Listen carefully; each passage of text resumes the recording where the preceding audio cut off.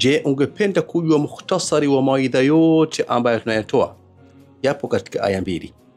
Innal abrara lafi na'im wa innal fujjara lafi jahim yaslawnaha yawma ad-din.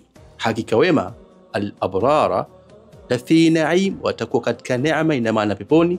Wa innal fujjara lafi jahim, na waovu watakuwa katika moto wa jahannam al-jahim, watachomwa nao siku ya malipo.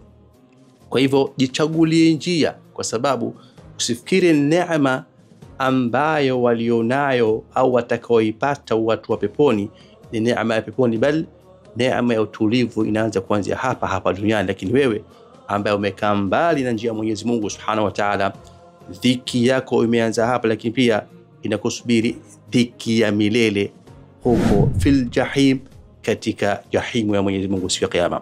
Liman shaa minkum an yataqaddama au yataakhar, atakayetaka miongoni mwenu ya ima asonge mbele kutafuta pepo au achelewe pamoja na wanaochelewa. Allah anjali mimi na wewe ni katika wale ambao yastabiquna la khairat, wanashindana katika kupata radhi za Allah na pepo yake, mkono kwa mkono hadi peponi.